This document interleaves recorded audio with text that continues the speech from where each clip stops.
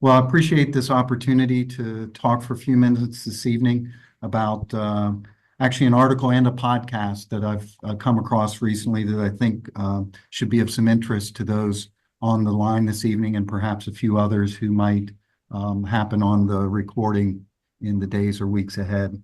And so I'm going to talk about a recent article in the journal Science that was talking about effective climate policies and recent evidence on what seems to be working around the world. And that's really what I'm going to focus on is what's working as opposed to what's not working, given our limited time this evening. As I get started on this, I did want to just give you a sense. One of the classes, I think many of you know, I teach at the University of Virginia. I focus on undergraduate instruction. And for the last 6 or 8 years, I've been very focused on the sustainability issue and really the clean energy transition. And so in 2018, I took over a course from a retiring colleague, this Introduction to Sustainable Energy Systems course.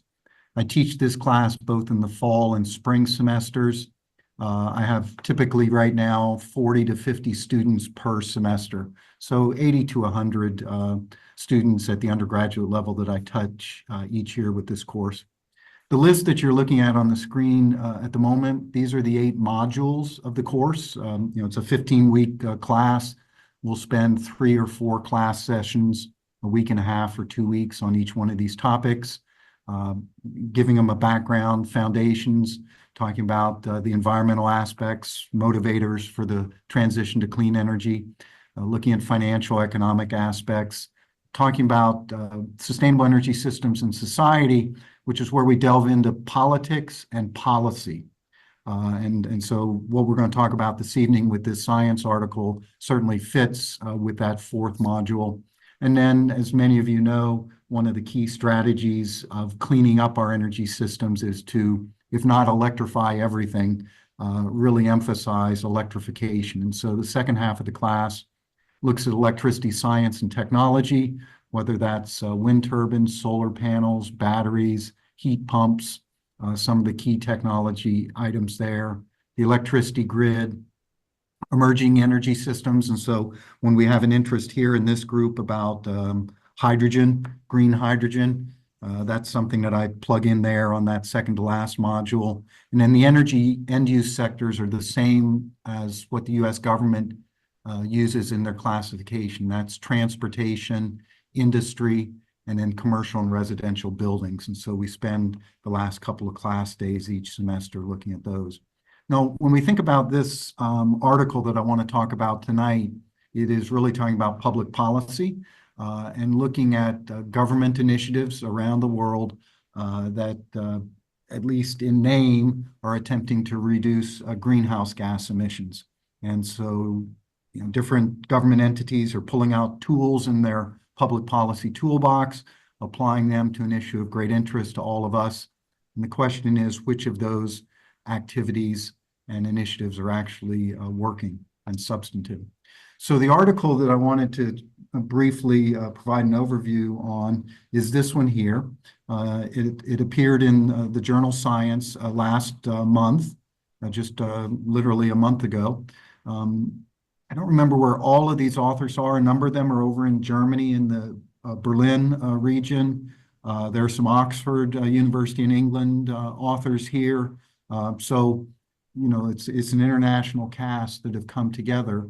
And what they're looking at is policies that have been implemented, as you see there in the bullet points at the bottom. These are 1,500 climate policies implemented between 1998 and 2022 across 41 countries. And they are looking, this research group is looking back at those policies and seeking to discern which of those policies have led to measurable reductions in greenhouse gas emissions. So kind of a first drum roll is they've looked at 1,500 policies. Of those 1,500, how many have they identified as being effective, that have led to measurable reductions in greenhouse gas emissions? And their finding is that something on the order of 70 or less can be connected to measurable, recognized decreases in emissions. So I don't know if you're shocked or surprised or what you feel about that, but it's clearly not a very big number, right?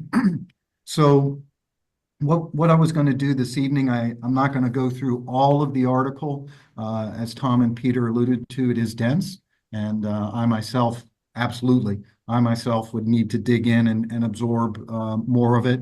But I was going to try to focus on some of their findings that I felt were relevant to our community, because they are looking internationally.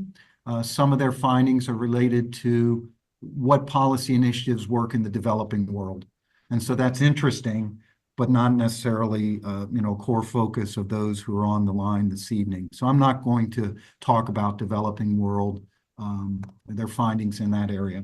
But if we think about major findings relevant to our community, there are several that I think are interesting, and you see them listed here. The first is that if you want to generate a recognized, measurable decrease in greenhouse gas emissions, what appears to work well is if you simultaneously initiate, carry out several policy initiatives at once. So policy mixes often enhance the effectiveness. And so, they looked at instances where individual policy initiatives have been undertaken, and some of those individual initiatives don't appear to generate a reduction in greenhouse gases. But when that same strategy is then combined with some other initiative, the combination appears to generate a recognized decrease in emissions. And so this idea of a policy cocktail is my own language. I don't think it shows up in their article at all, but the idea is that you should implement a policy cocktail. You should be mixing together and simultaneously executing a set of policy initiatives.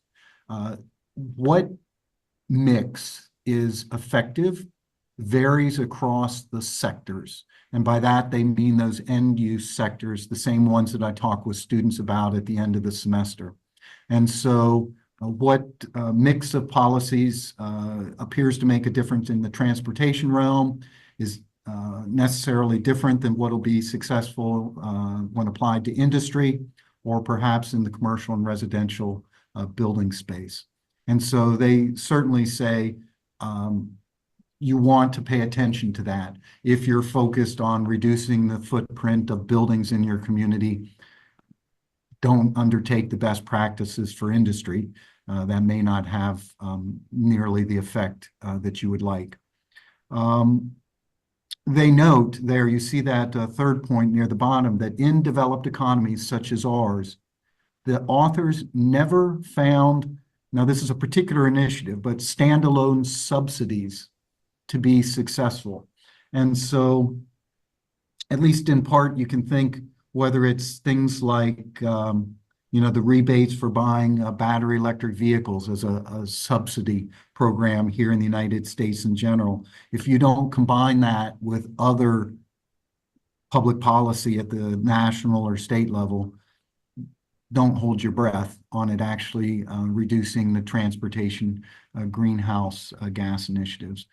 So hanging out there with that carrot, financial carrot, reducing the cost of certain products by itself, they found no instances of success in that area. And in the examples I'm going to show you here in just a moment, we're certainly here in Charlottesville, but as I looked at what this article concluded, and I thought about our situation here, I think that to be successful in some of these end-use sectors, it could potentially require action at the state level in Richmond, as well as actions that we would believe our localities could take on their own independently. Now, I'll give you some examples where I think localities on their own have the potential to make a measurable impact, but at least one or two of the examples I'm going to show briefly, I think we would need to imagine helping to make a push on the General Assembly for certain activities. So the first sector, I'm going to look just at building and transportation. I mean, we have a little industry here in Charlottesville, but I mean, by and large, we're not a manufacturing industrial output location. So for time sensitivity, I'm not going to touch on that. But let's look at building sector and then look briefly at transportation. So this imagery here comes out of the article. And what they're looking at here is trying measurable reduction in emissions. So a 10%, 20%, 30%, 40% measurable reduction in emissions. And what they're showing here is different public policy tools.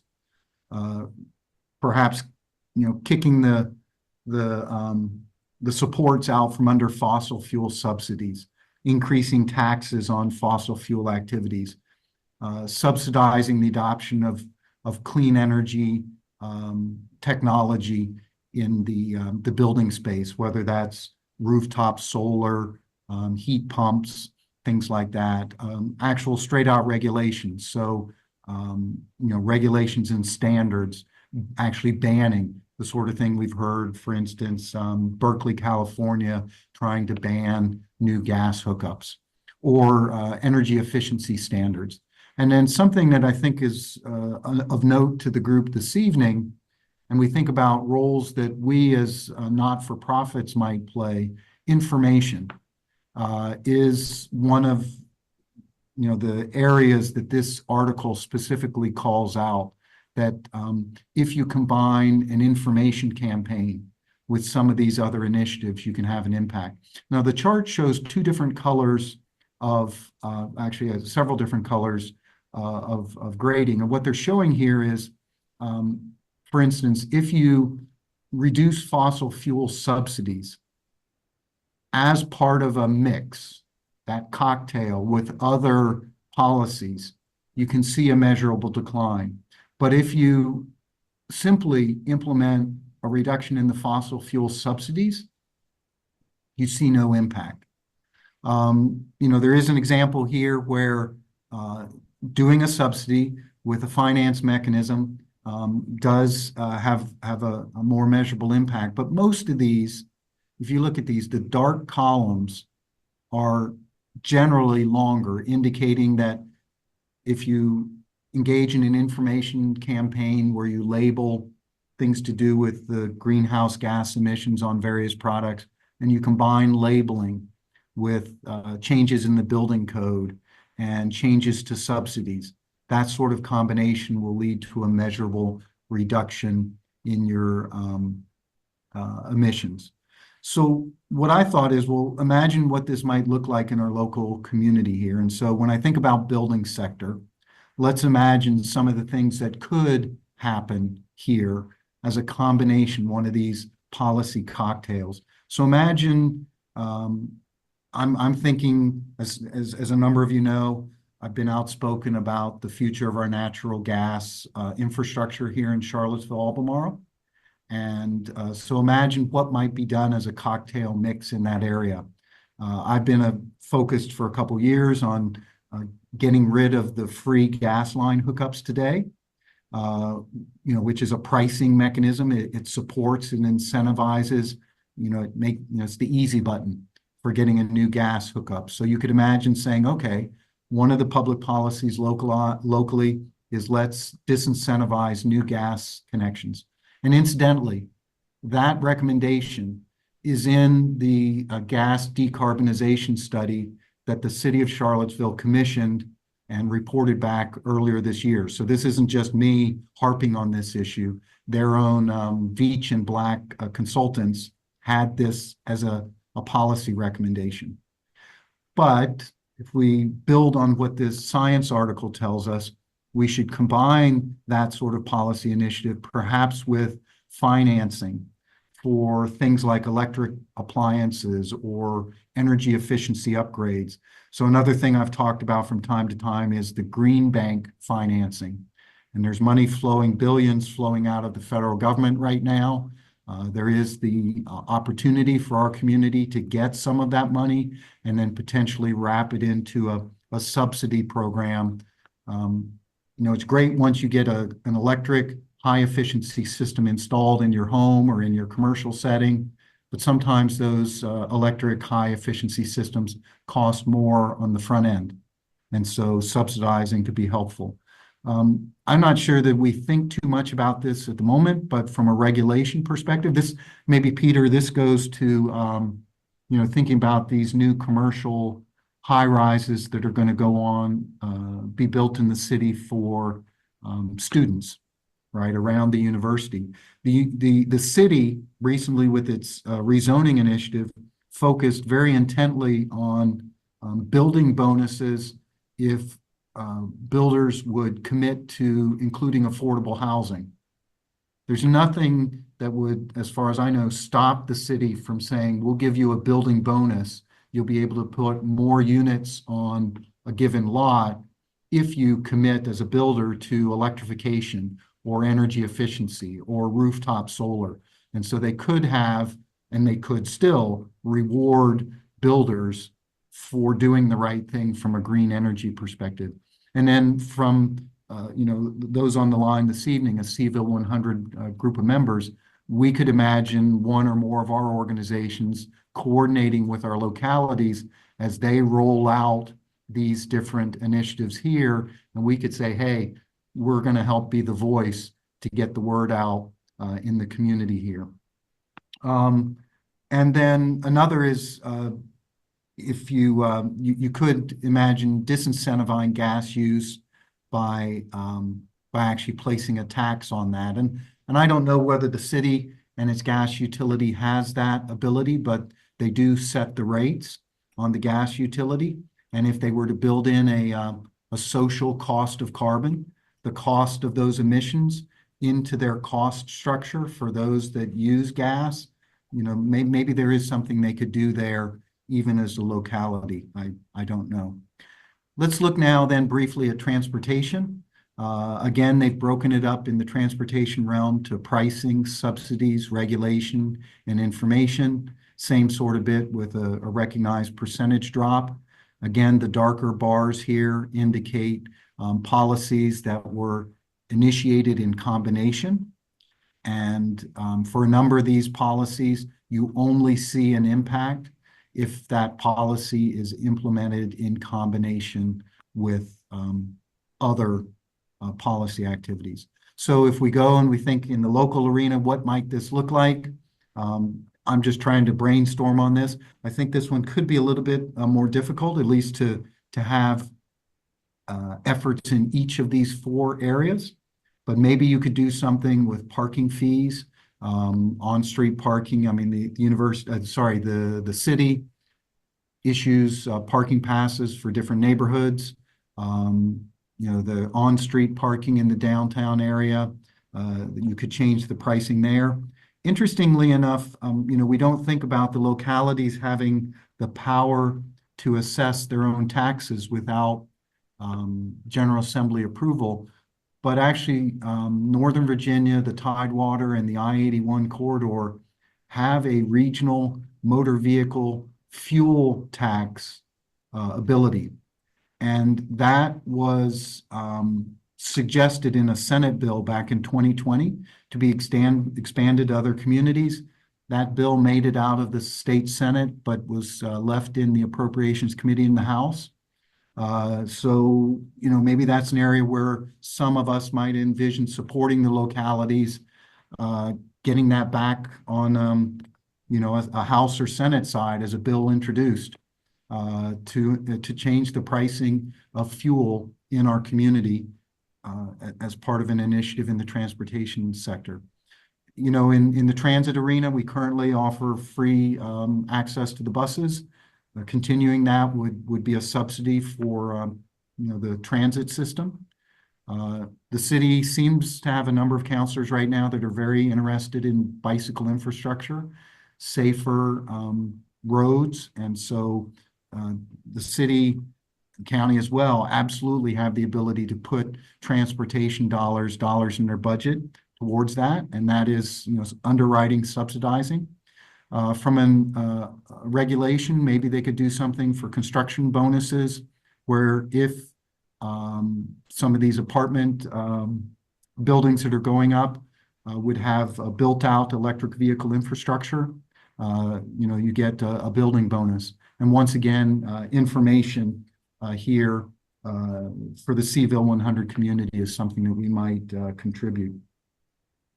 Now, I want to shift, appreciate the time and attention already, and I know it's getting late, but the other thing that I've paid attention to recently is a podcast that came out this summer.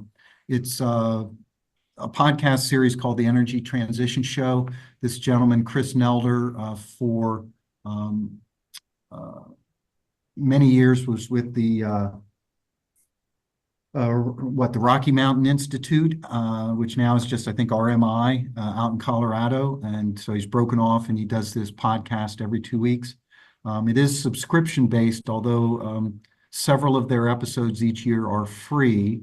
And this particular episode, number 228 on public persuasion, is a free full episode. So you could search for the Energy Transition Show, and you should be able to listen to the entire 1 hour podcast.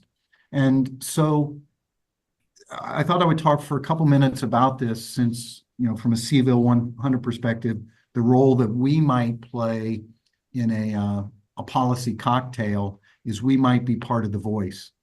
And so what messages, how should we shape the transition, the clean energy message, which messages work and which messages don't work? That was the topic of discussion with the guest on this episode, which incidentally, the episode was published, I think, in July of this year. So this is quite a current episode. So when they talked in the podcast about messaging, they said messages need to be repeated a lot. They emphasize that you or I may have gotten the message long ago, but for the general public, there are plenty of indications that specific messages are just not broadcast often enough, whether that's local, nationally, or globally.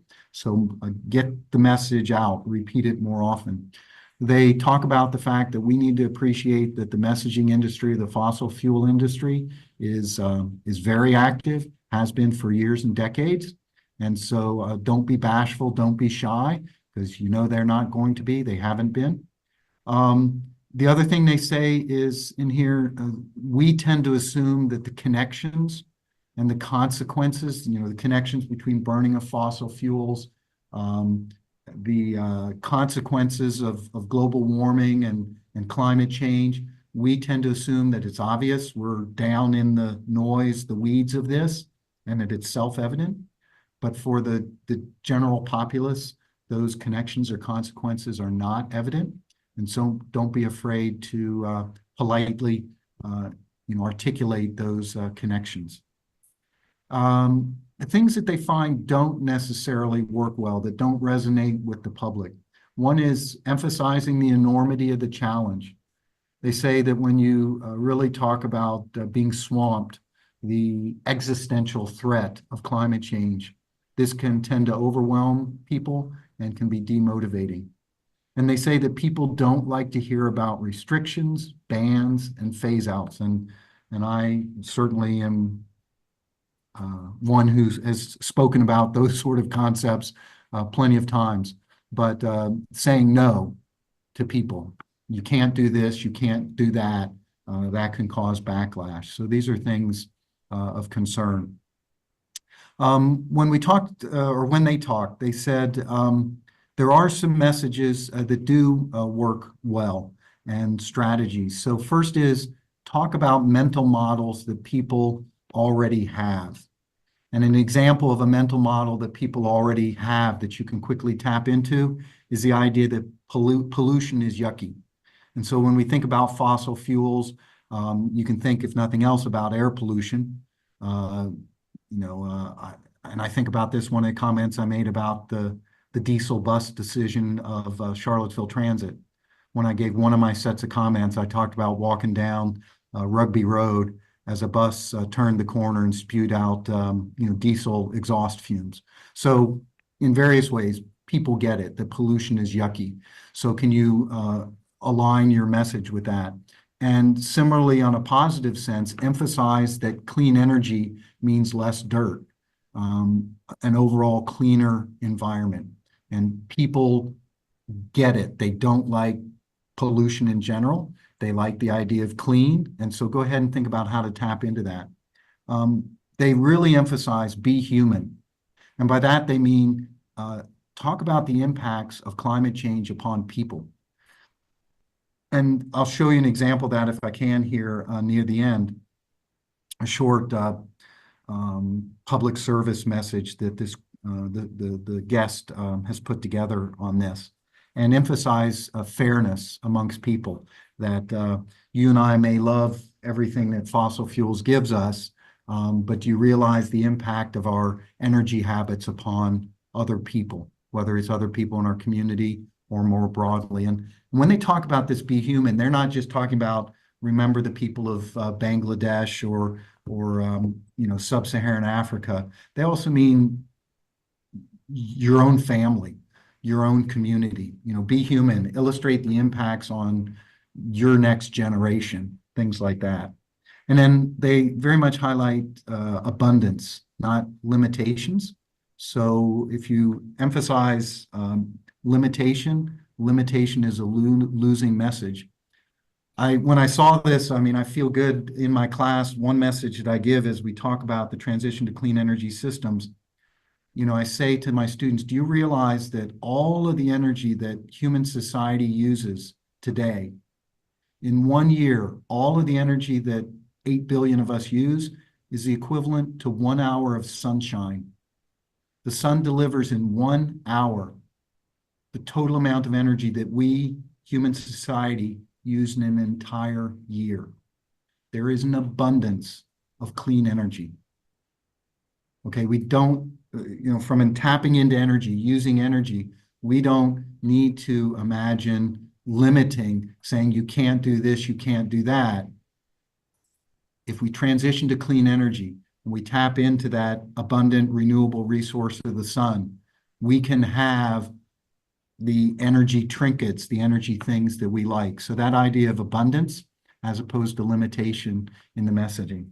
So they did a major test. They ran a survey with, I think, some 60,000 participants in their survey. And the woman talked about 3 major messages. They emphasized optimism and progress as a central element to a messaging campaign. They emphasized, secondly, hold the fossil fuel companies accountable. Individuals are not to blame. And then a third message was climate change is here. So they had 3 different messaging campaigns. They developed material for this. They distributed to various groups and focus groups, and asked which of these messages works for you, which resonates. And the one that they found works best is this one at the bottom. Climate change is here. And so what they were suggesting here is that one of the ways to be most effective is to really try to drive home that climate change is already impacting the people and places that we love and care about. And they really try to bring it home to your community, your family, the places that you like to go. And so, talk about somewhere like a Shenandoah National Park, saying, hey, there are plenty of people that live here in Central Virginia that love the great outdoors, that enjoy going to our city, our county parks, that enjoy going to the national park. Do you realize how these natural areas are being impacted by climate change today?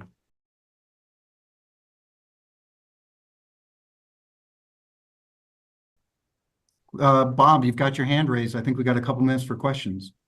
One of the tasks, and I neglected to mention it, when I was at the Day of Democracy event, next to our CCBJ booth was the United Nations Association Blue Ridge, Virginia chapter.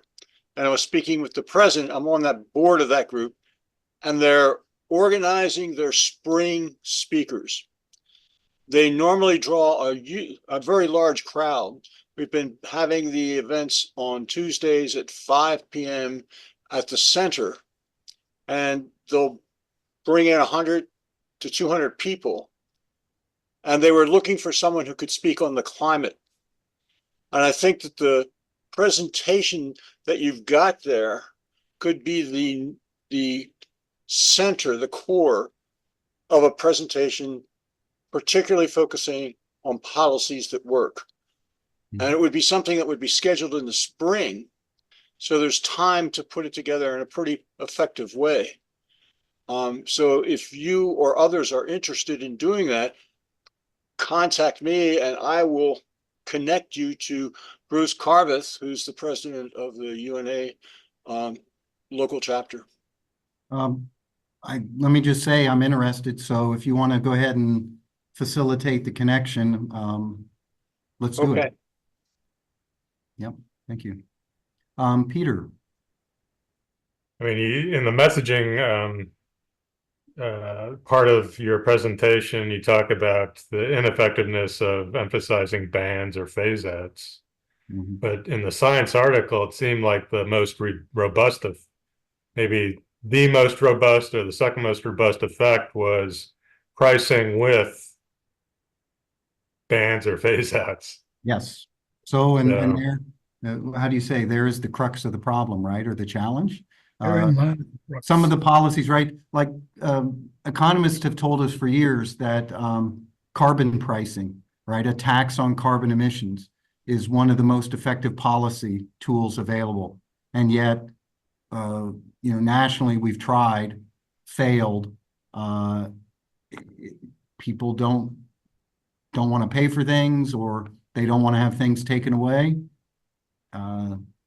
Yeah, so it doesn't mean that from a policy perspective, those things shouldn't be done, but maybe that's not what you highlight in your information campaigns. Maybe you try to focus more on accentuate the positive. I mean, one other point I would make is that the point about pollution is yucky. I mean, that can be co-opted. I saw former President Trump during his administration talk about, oh, I'm going to keep the air crystal clear. Well, at the same time, obviously gutting greenhouse gas measures as well as land preservation measures. So I just would point out that particular recommendation can be co-opted pretty easily.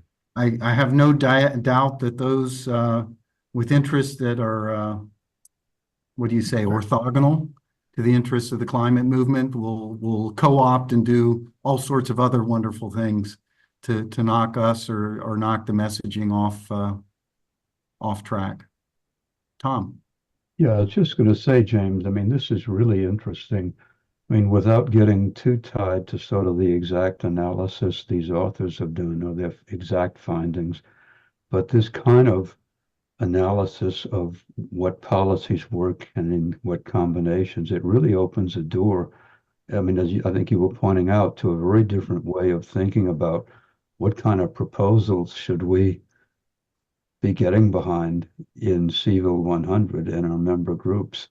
And that's really something that would be very interesting if we could examine more fully. I mean, we might even become kind of people known for, utilizing this sort of method locally. And like, I'm just wondering out loud, I mean, might this be something UVA interns might work on if we could get some funding for that? Or, I don't know if any of your students might be doing it, but, public policy is a field of study in academia. We got a granddaughter who's just finishing her master's, so there've got to be people nearby who know about analyses like this, and we might be able to tap into it and use it within Cville100.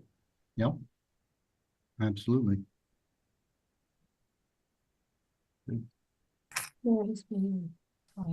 Any other questions or comments this evening? Can I make a couple unrelated or maybe somewhat related comments? Sure, we've got a couple minutes. Yep, go ahead. Is it muted? No, you good. I just saw on the Washington Post that Norway now has more electric vehicles than gas-powered vehicles. So we're making progress there, right? Yeah. It's interesting, and you say that because I talk with my students about that, and there have been plenty of carrots over the years, subsidies, incentives there in Norway for that. And more recently, they have implemented sticks that, if you want to keep operating or you want to buy a gas car, you're going to pay the higher taxes. And so they've done policy combinations there to really get them to the top level. Yeah. And another interesting bit I heard yesterday, there was a lawsuit to get Virginia reinstated in the RGGI program, and the case has been heard. And the judge announced, I think yesterday, that he would make a decision within a month. So maybe there'll be some good news on that front too. That is interesting. I'm certainly aware of the RGGI activities, but I hadn't heard that very latest. So thank you. And I have one other question for you, James. I heard on the radio, NPR, I guess, which is what I listened to, report recently, that the University of Virginia is developing a new heating system. I guess it won't initially certainly do the whole university system, but they're accumulating massive amount of water underground, and they will use the heat from the summer to heat this water, and the heated water will be used to heat in the winter, and then vice versa for summer. Do you know anything about that? Actually, I don't know any more than you do at this point. Okay. But that sort of geothermal Right. process is I know of it more broadly, right? So I'm not familiar with what UVA is doing in detail, but Yeah, that sort of seasonal adjustment. Right. We have a geothermal heating system ourselves, but I just didn't know whether you knew anything about UVA's plans on this. No, but appreciate you mentioning that. I'm going to have to learn more about it. From a buildings perspective, my impression, and I don't say this just because I work at UVA, my impression is that the university and its facilities management group has really done a pretty remarkable job over the last decade or so, reducing the footprint, the carbon footprint of its buildings. And so it doesn't surprise me that there are pretty cutting edge thoughts afoot at the university in terms of further reducing the footprint of our building infrastructure. So, Nan, you've got your hand raised. Yeah, first of all, thank you. That's an excellent presentation. I'm obviously particularly interested in carbon fee and dividend and the effectiveness of that policy, which has been the mission of CCL since its So they speak highly of that. Right.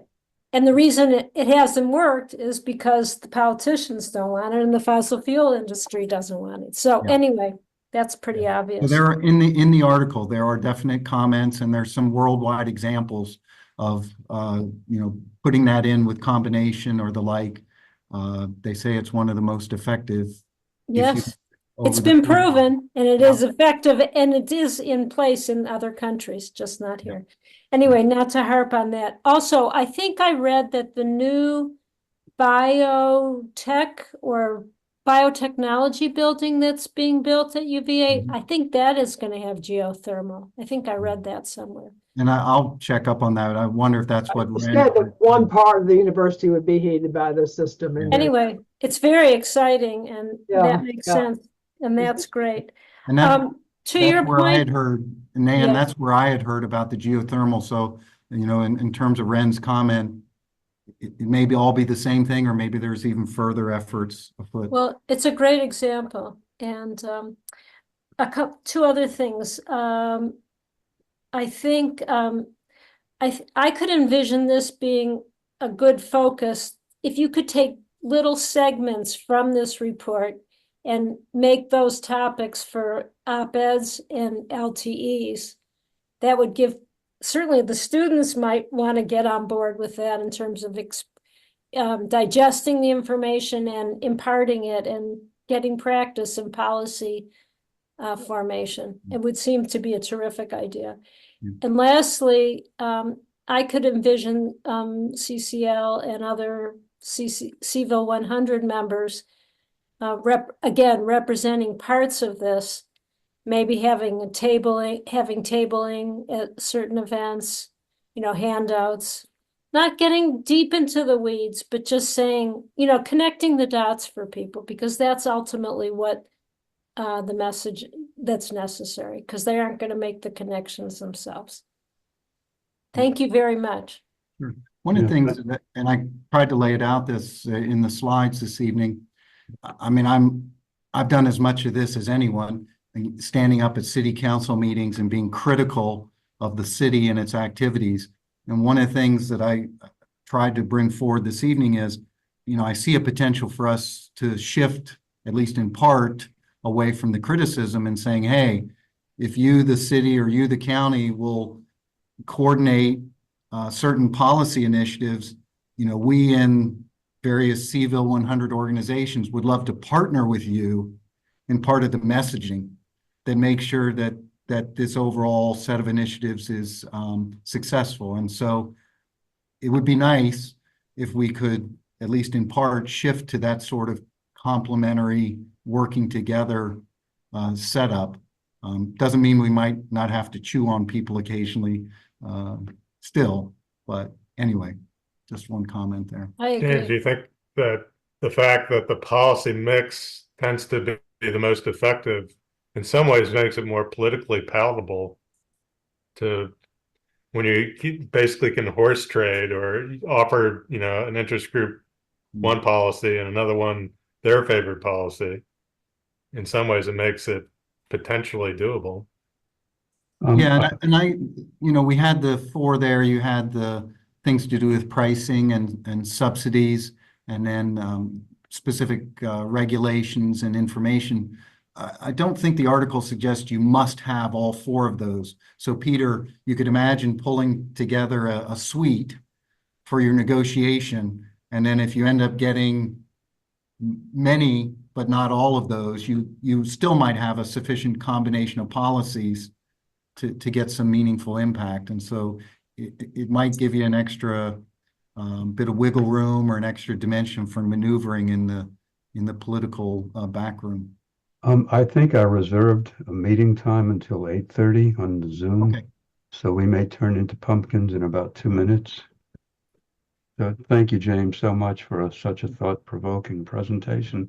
Last thing I'll say, Tom, and then I'll sign off on in terms of comments. You might be interested that I caught wind of this science article initially, reading an opinion piece in the Wall Street Journal. There's a fellow that writes there pretty regularly, Holman Jenkins. I don't always agree with what he says, but he actually is a proponent of carbon pricing policy, Nan. And so even though from a Wall Street Journal perspective and a business perspective, you can imagine he doesn't necessarily support a lot of climate initiatives, I do read him as a bit of a balance. And he mentioned this article right after it came out, and that's how it caught my attention. What's his name again? Holman, Holman, Jenkins, Jenkins. And if Yeah. you watch, not every one of his opinion pieces, but once a month, twice a month, he often has climate-related clean energy transition opinion pieces. Well, it sounds like he's a smart guy anyway, so that's good. Thank you. Yep. Thank you, Tom. Thank you. Yeah, so we're about to turn into pumpkins. Maybe we have 90 seconds left here before 8:30. Anybody have any just final general comments about the meeting and get together? I think this is a good meeting, lots of good sharing all around.